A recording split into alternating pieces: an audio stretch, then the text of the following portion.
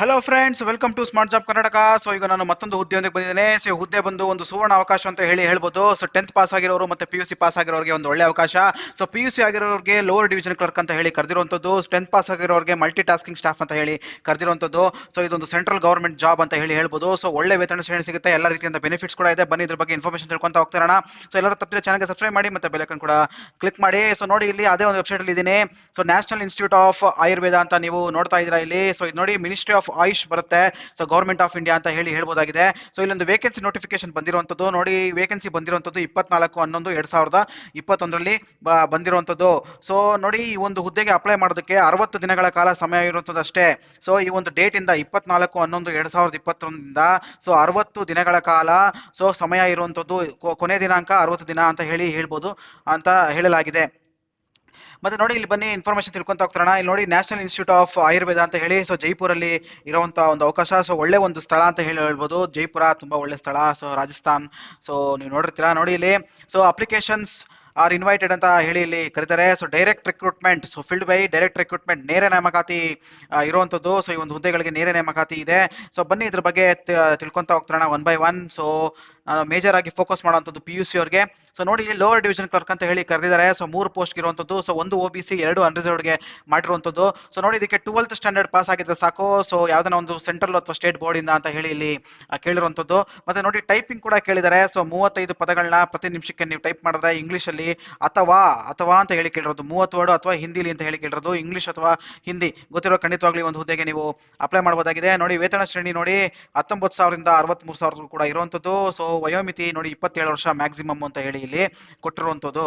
ಮತ್ತೆ ನೋಡಿ, ಇಲ್ಲಿ ಮಲ್ಟಿ ಟಾಸ್ಕಿಂಗ್ ಸ್ಟಾಫ್ ಅಂತ ಹೇಳಿ ಕರೆದರೆ. ಸೊ 11 ಪೋಸ್ಟ್ಗೆ ಇರುವಂತದ್ದು ನೀವು ನೋಡ್ತಾ ಇದ್ದೀರಾ.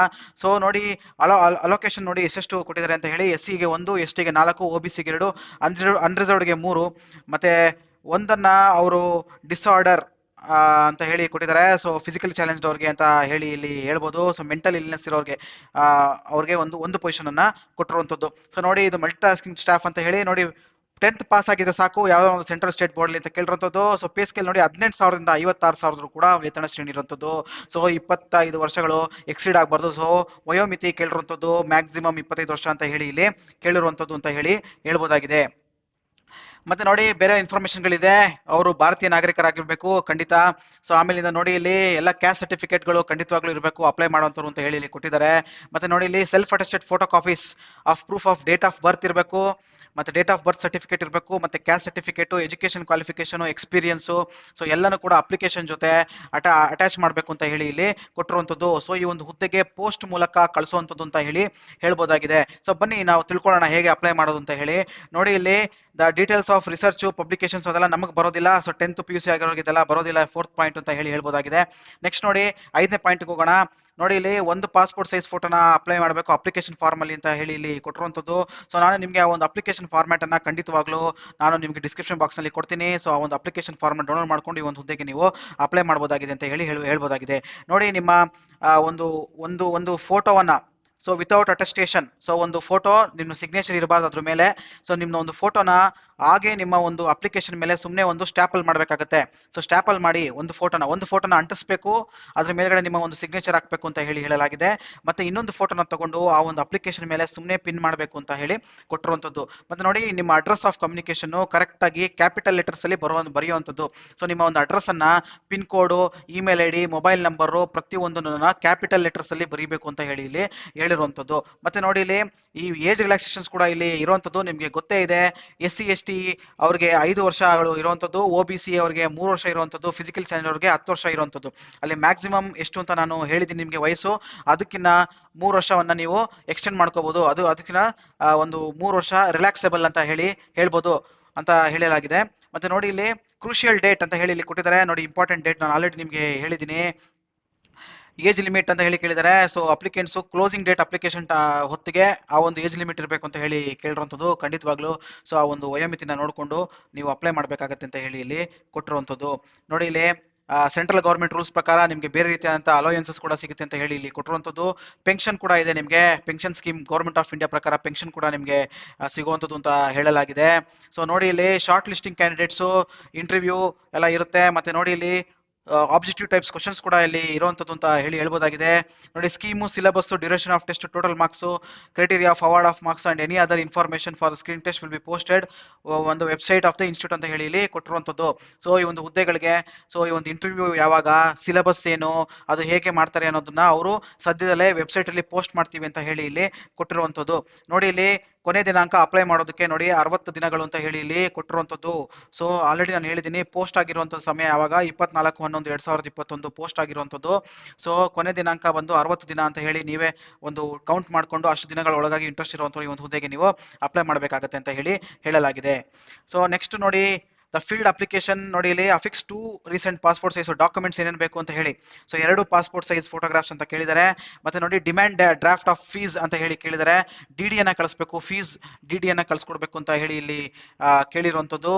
ಮತ್ತೆ ನೋಡಿ, ಇಲ್ಲಿ ಮತ್ತೆ ಇನ್ನೇನು ಕೇಳಿದ್ದಾರೆ, ಸೆಲ್ಫ್ ಅಟೆಸ್ಟೆಡ್ ಕಾಪೀಸ್, ಎಲ್ಲ ಡಾಕ್ಯುಮೆಂಟ್ ಸರ್ಟಿಫಿಕೇಟ್ಸ್ ಎಲ್ಲನೂ ಸೆಲ್ಫ್ ಅಟೆಸ್ಟೇಷನ್ ಆಗಿರಬೇಕು. ನೀವೇ ಸ್ವತಃ ದೃಢೀಕರಿಸಬೇಕು, ನಿನ್ನೆ ಒಂದು ಸಿಗ್ನೇಚರ್ ಹಾಕಿ ಆ ಒಂದು ಜೆರಾಕ್ಸ್ ಕಾಪೀಸ್ ಮೇಲೆ ನೀವು ಕಳ್ಸಿಕೊಡ್ಬೇಕು ಅಂತ ಹೇಳಿ ಕೊಟ್ಟಿದ್ದಾರೆ. ಯಾರಿಗೆ?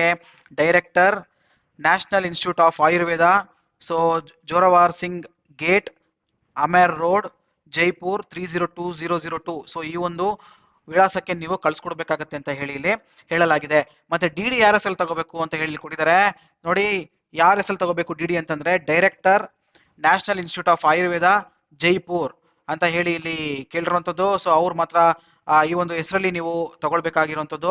ಸೊ ನೋಡಿ, ಮತ್ತೆ ಬೇರೆ ಬೇರೆ ಹುದ್ದೆಗಳಿಗೆ ಎಷ್ಟೆಷ್ಟು ಫೀಸ್ಗಳನ್ನ ಅಂತ ಹೇಳಿ ಇಲ್ಲಿ ಕೊಟ್ಟಿರುವಂಥದ್ದು ನೀವು ನೋಡ್ತಾ ಇದ್ದೀರಾ ಇಲ್ಲಿ. ಸೊ ನೋಡಿ, ಫಾರ್ ಆಲ್ ಅದರ್ ಪೋಸ್ಟ್ ಅಂತ ಮಾತ್ರ ಹೇಳ್ತಾ ಇದ್ದೀನಿ. ಬೇರೆ ಎಲ್ಲ ಪೋಸ್ಟ್ಗಳು ಕೂಡ 2,000 ರೂಪಾಯಿ ಇದೆ. ಜನರಲ್ ಅವ್ರಿಗೆ 2,000 ರೂಪಾಯಿ ಇರುವಂಥದ್ದು. ಒ ಬಿ ಸಿ ಅವ್ರಿಗೆ ನೋಡಿ 2,000 ರೂಪಾಯಿ ಜನರಲ್ ಮತ್ತೆ ಒ ಬಿ ಸಿ ಅವ್ರಿಗೆ. SC/ST ಅವ್ರಿಗೆ ಮತ್ತೆ EWS ಅಂದ್ರೆ ಎಕನಾಮಿಕಲ್ ವೀಕರ್ ಸೆಕ್ಷನ್ ಅವ್ರಿಗೆ 1,800 ರೂಪಾಯಿ ಅಂತ ಹೇಳಿ ಇಲ್ಲಿ ಕೊಟ್ಟಿರುವಂಥದ್ದು. So however no fees payable by the applicants belonging to. ನೋಡಿ, ಎಕ್ಸ್ ಸರ್ವಿಸ್ ಮೆನ್ಸ್ ಇರೋರಿಗೆ ಯಾವುದೇ ಒಂದು ಫೀಸ್ ಇರೋದಿಲ್ಲ ಅಂತ ಹೇಳಿ ಇಲ್ಲಿ ಕೊಟ್ಟಿರುವಂಥದ್ದು. ಡಿಸಬಿಲಿಟಿ ಇರೋರಿಗೆ ಯಾವುದೇ ರೀತಿಯಾದಂಥ ಫೀಸ್ ಇರೋದಿಲ್ಲ. ಸೊ ನೋಡಿ, ತುಂಬಾ ಕಾಸ್ಟ್ ಇದೆ. ಸೊ ಜನರಲ್ ಅವ್ರಿಗೆ 2,000 ರೂಪಾಯಿ, ಮತ್ತೆ ಒ ಬಿ ಸಿ ಅವ್ರಿಗೆ ಜನರಲ್ ಮತ್ತೆ ಒ ಬಿ ಸಿ ಅವ್ರಿಗೆ 2,000 ರೂಪಾಯಿ, SC/ST ಮತ್ತೆ EWSಗೆ 1,800 ರೂಪಾಯಿ ಇರುವಂಥದ್ದು ಅಂತ ಹೇಳಿ ಹೇಳಲಾಗಿದೆ. ಸೊ ಖಂಡಿತವಾಗ್ಲೂ ಈ ಒಂದು ಹುದ್ದೆಗೆ ಪ್ರಯತ್ನ ಪಡ್ಬೋದು ಅಂತ ಹೇಳಲಾಗಿದೆ. ಸೊ ನೋಡಿ, ಇಲ್ಲಿ ಎಲ್ಲ ನಿಮಗೆ ಸಿಲೆಬಸ್ ಎಲ್ಲ ರಿಟರ್ನ್ ಟೆಸ್ಟ್ ಎಲ್ಲ ಇರುವಂಥದ್ದು. ಸೊ ಕಷ್ಟಪಟ್ಟು ಓದ್ತೀನಿ ಅನ್ನೋರು ಮಾತ್ರ ಸೊ ಖಂಡಿತವಾಗ್ಲೂ ಹುದ್ದೆಗೆ ಒಂದು ಪ್ರಯತ್ನ ಪಡ್ಬೋದಾಗಿದೆ ಅಂತ ಹೇಳಿ ಹೇಳ್ಬೋದು.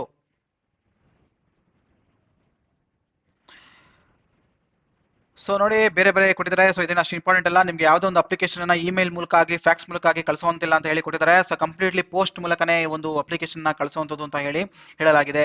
ಸೊ ನೋಡಿ, ಇಲ್ಲಿ the institute will not be responsible for any postal delay in the receipt of call letters for screening test ಅಂತ ಹೇಳಿ ಕೇಳಿದ್ದಾರೆ. ಸೊ ನಿಮ್ಮ ಒಂದು ಅಡ್ರೆಸ್ಗೆ ಏನಾದರೂ ಪೋಸ್ಟ್ ಕಿಸ್ಟ್ ಏನಾದರೂ ಲೇಟ್ ಆಯಿತು ಅಂತಂದ್ರೆ ಅವ್ರ ಜವಾಬ್ದಾರಿ ತಗೊಳ್ಳೋದಿಲ್ಲ ಅಂತ ಹೇಳಿ ಇಲ್ಲಿ ಕೊಟ್ಟಿರುವಂಥದ್ದು. ಸೊ ಇದೆಲ್ಲ ಏನು ಅಷ್ಟು ಇಂಪಾರ್ಟೆಂಟ್ ಇರೋದಿಲ್ಲ. ಸೊ ಇಂಟ್ರೆಸ್ಟ್ ಇರುವಂಥವ್ರು ಈ ಒಂದು ಹುದ್ದೆಗೆ ಒಂದು ಪ್ರಯತ್ನ ಪಡ್ಬೋದು ಅಂತ ಹೇಳಿ ಹೇಳ್ಬೋದಾಗಿದೆ. ಸೊ ಬನ್ನಿ ಒಂದ್ಸರಿ ಅಪ್ಲಿಕೇಶನ್ ಕೂಡ ಇಲ್ಲಿ ನೋಡ್ಬಿಡೋಣ. ನೋಡಿ, ಇಲ್ಲಿ ಅಪ್ಲಿಕೇಶನ್ ಫಾರ್ಮೆಟ್ ಕೂಡ ಈ ಒಂದು ನೋಟಿಫಿಕೇಶನ್ ಅಲ್ಲೇ ಕೊಟ್ಟಿರುವಂಥದ್ದು. ನೋಡಿ, ಇಲ್ಲಿ ನೋಟಿಫಿಕೇಶನ್ ಕೆಳಗಡೆ ನಿಮಗೆ ಅಪ್ಲಿಕೇಶನ್ ಫಾರ್ಮ್ ಸಿಗುತ್ತೆ. ನೋಡಿ, ಇಲ್ಲಿ ಒಂದು ಫೋಟೋವನ್ನ ನೀವು ಅಂಟಿಸ್ಕೊಡ್ಬೇಕಾಗತ್ತೆ. ಸೆಲ್ಫ್ ಅಟೆಸ್ಟೆಡ್ ಆಗಿರುವಂಥ ಒಂದು ಫೋಟೋನ ಸೊ ಇಲ್ಲಿ ಅಂಟಿಸ್ಬೇಕಾಗತ್ತೆ. ನೀವು ಆ ಫೋಟೋ ಮೇಲೆ ನಿಮ್ದು ಒಂದು ಸಿಗ್ನೇಚರ್ ಹಾಕಬೇಕು ಅಂತ ಹೇಳಲಾಗಿದೆ. ಮತ್ತೆ ಇದ್ರ ಮೇಲ್ಗಡೆ ಒಂದು ಫೋಟೋನ ಪಿನ್ ಮಾಡಬೇಕು. ನೀವು ಇಲ್ಲಿ ಒಂದು ಫೋಟೋನ ಪಿನ್ ಮಾಡ್ಬಿಡಿ. ಒಂದು ಅಪ್ಲಿಕೇಶನ್ ಮೇಲೆ ಒಂದು ಸ್ಟ್ಯಾಪ್ಲರ್ ಮಾಡಬೇಕು ಇಲ್ಲೊಂದು ಫೋಟೋನ. ಸೊ ಒಟ್ಟು 2 ಫೋಟೋನ ಈ ಒಂದು ಅಪ್ಲಿಕೇಶನ್ ಜೊತೆ ಕಳ್ಸ್ಕೊಡ್ಬೇಕಾಗತ್ತೆ. ಸೊ ನೋಡಿ, ನಿಮ್ಮ ಹೆಸರನ್ನ ಮತ್ತೆ ಡಿ ನಂಬರನ್ನ ಸೊ ಯಾರ ಹೆಸರು ತಗೋಬೇಕು ಅಂತ ಎಲ್ಲ ಆಲ್ರೆಡಿ ಹೇಳಿದ್ದೀನಿ. ಸೊ ಆ ಡಿ ಅನ್ನ ಹಾಕ್ಬಿಟ್ಟು ಆ ಡಿ ನಂಬರ್ ಡೇಟ್ ಎಲ್ಲ ಹಾಕ್ಬಿಟ್ಟು ಆ ಡಿ ನ ಇದ್ರ ಜೊತೆ ಕಳ್ಸ್ಕೊಡ್ಬೇಕಾಗತ್ತೆ. ನೋಡಿ, ಫುಲ್ ನೇಮ್ ಅಂತ ಎಲ್ಲ ಕೇಳಿದ್ದಾರೆ. ಸೊ ನಿಮ್ಮ ಒಂದು ಪೂರ್ತಿಯಾದಂಥ ಹೆಸರು ಮತ್ತೆ ನಿಮ್ಮ ತಂದೆ ತಾಯಿ ಹೆಸರು, ಮದರ್ಸ್ ನೇಮ್ ಅಂತ ಎಲ್ಲ ಹೇಳಿ ಕೇಳಿರುವಂಥದ್ದು. ಸೊ ನಿಮ್ಮ ಒಂದು ಅಡ್ರೆಸ್ ಅನ್ನ, ಪಿನ್ ಕೋಡ್ ಅನ್ನ ಎಲ್ಲ ಕ್ಯಾಪಿಟಲ್ ಲೆಟರ್ಸ್ ಅಲ್ಲಿ ಬರೀಬೇಕು. ಈ ಒಂದು ಎಲ್ಲ ಅಪ್ಲಿಕೇಶನ್ ಕೂಡ ಕಂಪ್ಲೀಟ್ ಆಗಿ ಕ್ಯಾಪಿಟಲ್ ಲೆಟರ್ಸ್ ಅಲ್ಲೇ ಬರೀಬೇಕು ಅಂತ ಹೇಳ್ತೀನಿ. ಮತ್ತೆ ನೋಡಿ, ಎಲ್ಲ ಎಕ್ಸಾಮ್ ಅಲ್ಲಿ ಪಾಸ್ ಆಗಿರುವಂಥದ್ದು, ಇಯರ್ ಆಫ್ ಪಾಸಿಂಗ್ ಎಲ್ಲ ಕ್ಲೀನ್ ಆಗಿ ಇಲ್ಲಿ ಬರೀಬೇಕು ಅಂತ ಹೇಳ್ಬೋದಾಗಿದೆ. ನೋಡಿ, ಇಲ್ಲಿ ಎಕ್ಸ್ಪೀರಿಯನ್ಸ್ ಕೂಡ ಕೇಳಿದರೆ, ಎಕ್ಸ್ಪೀರಿಯನ್ಸ್ ಇದ್ರೆ ಎಕ್ಸ್ಪೀರಿಯನ್ಸ್ ಕೂಡ ಬರೀಬಹುದು. ಈ ಒಂದು ಪಬ್ಲಿಕೇಶನ್ ಎಲ್ಲ ನಿಮಗೆ ಬರೋದಿಲ್ಲ, MTS ಅವ್ರಿಗೆ, LDC ಅವ್ರಿಗೆ ಬರೋದಿಲ್ಲ. ಸೊ ಇದೆಲ್ಲ ನಿಮಗೆ ಬೇಡ ಅಂತ ಹೇಳಿ ಹೇಳ್ಬೋದಾಗಿದೆ. ಸೊ ಈ ಒಂದು ಡಿಕ್ಲರೇಷನ್ ನೋಡಿ, ಎನ್ಕ್ಲೋಜರ್ ವಿತ್ ಅಪ್ಲಿಕೇಶನ್ಸ್ ಏನೇನು ಅಂತ ಹೇಳಿ ಇಲ್ಲಿ list of enclosure with application ಏನೇನು ಅಟ್ಯಾಚ್ ಮಾಡ್ತೀರಾ ಡಾಕ್ಯುಮೆಂಟ್ಸ್ ಜೊತೆಗೆ.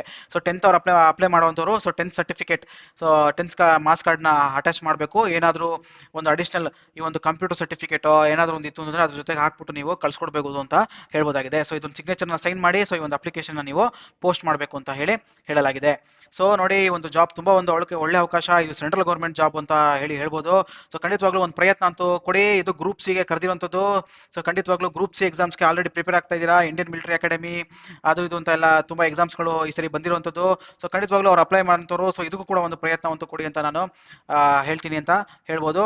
ಸೊ ಇಂಟ್ರೆಸ್ಟ್ ಇರುವಂಥವ್ರು ಖಂಡಿತವಾಗ್ಲೂ ಒಂದು ಪ್ರಯತ್ನ ಅಂತೂ ಮಾಡಿ. ಸೊ ಎಲ್ರಿಗೂ ಒಳ್ಳೇದಾಗಲಿ. Thank you very much. Bye. ಖಂಡಿತ ಎಲ್ಲರೂ ಚಾನಲ್ಗೆ ಸಬ್ಸ್ಕ್ರೈಬ್ ಮಾಡ್ತಾರೆ ಮತ್ತೆ ಬೆಲ್ ಐಕನ್ ಕೂಡ ಕ್ಲಿಕ್ ಮಾಡ್ತಾ ಇರಿ.